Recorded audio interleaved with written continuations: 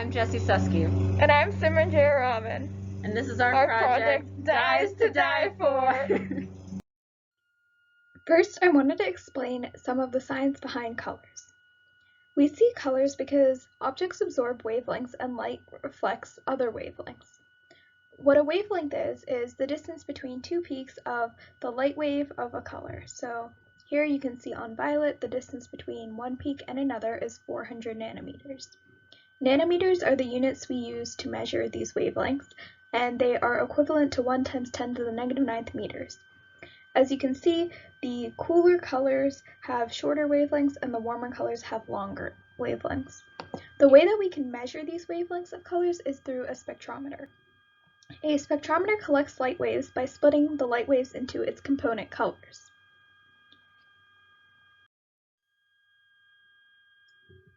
Here on the next slide, you can see us and how we used a spectrometer in this lab to make some of our own spectroscopy graphs and identify the different wavelengths of the food dyes we were looking at. So on the left, you can see Jessi, who has one of the spectroscopy graphs pulled up, and me on the right using a pipette to put some of the food dye into a cuvette, which we then inserted here into the spectrometer, and that read the wavelength and produced this graph. So on this slide, I wanted to show you some of the graphs that we got when we were using the spectrometer. And so here, these are the food color dyes that we used. They are the food dyes approved by the FDA, and these are the spectroscopy graphs that we got. And in this example, we're looking at red 40. So first, as an example, if you have a shirt that reflects all the wavelengths besides 665 nanometers, that means you'll have a high absorbance at 665 nanometers. And that means that it is absorbing the color red, but that shirt is absorbing the color red, but reflecting all the other colors. So we see a red shirt. This is evident in our spectroscopy graphs because this red liquid will produce a high graph peak with an absorbance around 665. So in this case, 500 nanometers of wavelength, but a low absorbance at all of the other wavelengths. So that's how we know that it's absorbing the light at 500, which is correct for red 40. So now we can see this on all of the other graphs for the different food dyes. And we end here with the blue with a high absorbance closer to 600, 650 nanometers. So after we tested all of our food dyes in the spectrometer, we decided to test a couple different colored mouthwashes. We did this because we were curious if by comparing the graphs of the mouthwashes and the food dyes, we could figure out which dyes were in the mouthwashes. So I'll start off with our blue mouthwash. Our graph for that was very nice. You see that on the right there. And it matched our green 3 dye graph very nicely. So we figured out that the dye green 3 was in the blue mouthwash. Moving on to the red mouthwash, that absorbance was completely unknown. It looked similar to red 3, but it wasn't the same. And in our green mouthwash, one of the absorbances is green 3, but the other one was also unknown.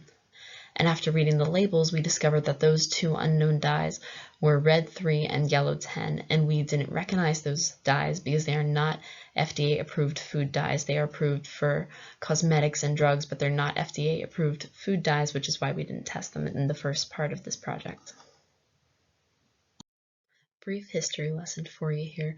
Humans have been using natural dyes for thousands of years, but the first synthetic dye was accidentally made in 1856 by William Henry Perkin. And since Perkin's discovery, thousands and thousands of synthetic dyes have been made very cheaply and very effectively for our clothes, to our makeup, to the food that we eat. And even though all of these dyes have been created, only 7 of them are FDA approved for our food. But why do we use food dyes in the first place? Why can't we just take our food the way it is? Well, there are a couple reasons why we use food dyes. The first one and most obvious one is that we use food dyes to make our food more appetizing and more aesthetically pleasing for us. We do eat with our eyes first, and we like it when our food is attractive. Another reason is that some foods can get discolored during processing methods, and we use food dyes to make those discolored foods look more natural to us. Another reason is that we use food dyes to make a statement. Think of brightly colored slushies or the popular pink drink from Starbucks. And the last reason I have is that food dyes help a consumer make an association between the color and the food. An example of this, look at the top left picture I have. It is Crystal Pepsi, a product created by Pepsi in the 90s. It tastes exactly like regular Pepsi, only difference is that it is completely clear. And this product, why you might not have heard of it, it was a complete flop. No one bought it because it's confusing to us.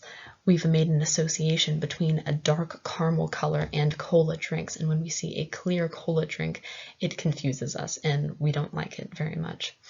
Another example I have on the bottom left is colored ketchup. This was a product made by Heinz in the early 2000s, and it was also a flop. Because when we see green ketchup or purple ketchup, it looks kind of disgusting, honestly, because we like it when our ketchup is bright red. That's what we've associated with ketchup. But why do Crystal Pepsi and colored ketchup confuse and disgust us? These were questions we were asking ourselves as we're looking into these food dyes, and it led us to think about color psychology. So like Jessi said on the last slide, we decided to explore color psychology a bit more.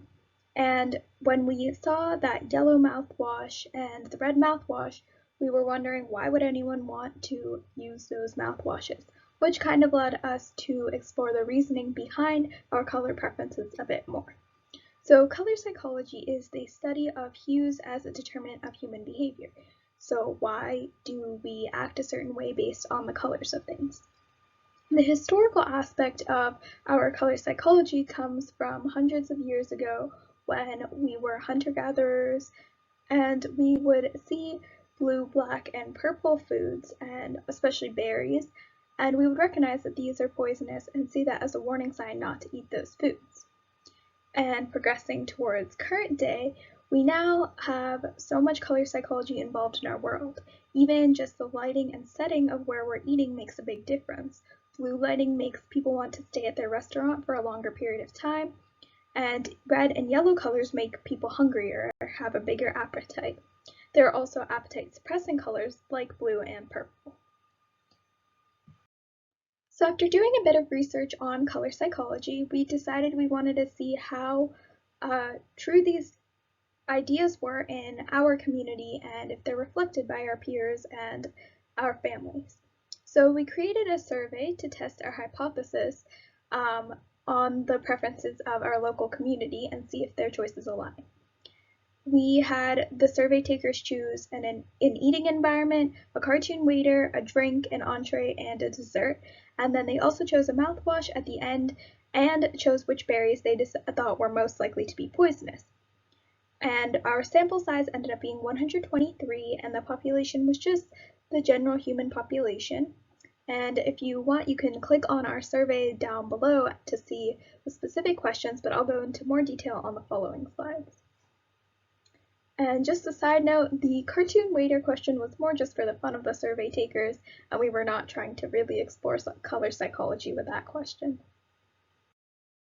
We created a few hypotheses for our survey based on our research. Our first hypothesis is that red and yellow across the board will be the most appetizing colors. On the other end, purple and blue will be the least appetizing colors on the survey.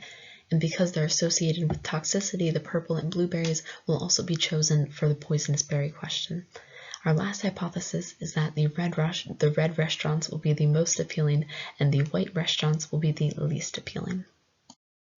The first question on our survey was, where are you going to eat? We had different restaurant settings, and survey takers chose which restaurant they would most like to eat in. Our predictions are in the pink rectangles, and that we predicted that the restaurant settings with blue or red themes would be the most popular because color psychology predicts that red creates bigger appetites in people, while blue can calm restaurant patrons and make them want to stay and eat for longer.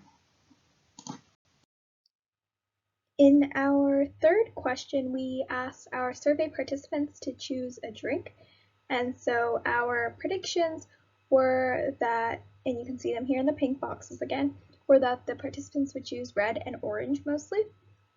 And that is because we have found that blue and purple colors are least appetizing, and just generally thinking in color psychology, green is associated with plants and vegetables, and yellow with bodily fluids. So clearly our participants would choose the red and orange drinks, and we found that to be very true, as you can see in our graph here, with 65 people choosing drink A, the red one. Now, question 4 on our survey was all about entrees.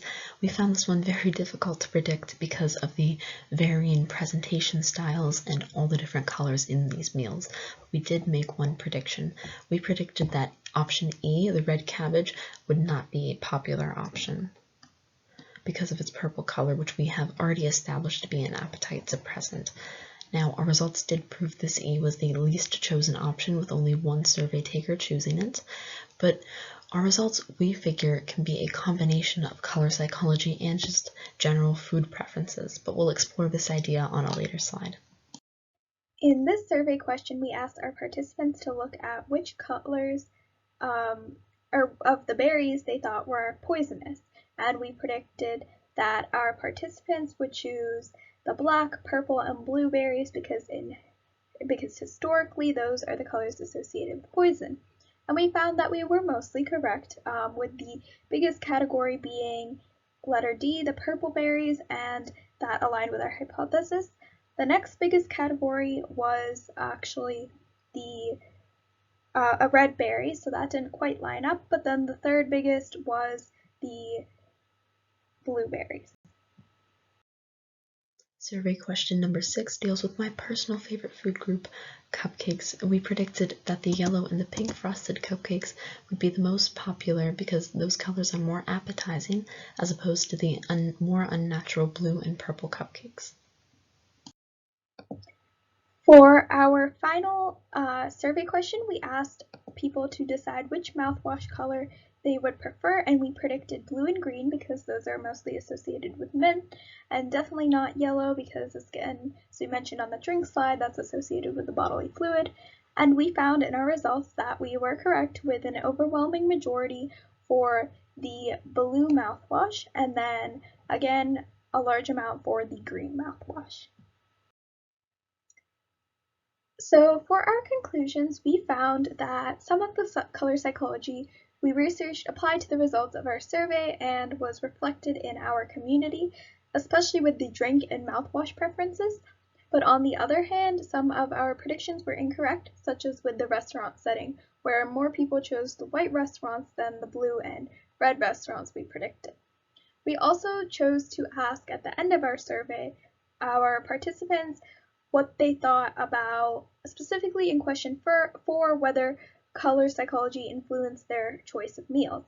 And question 4 was a little bit of a shaky question. We didn't have any strong predictions because in that survey question it was really difficult with so many different colors in the entree meals, and we couldn't control the variable of what people's food preferences were.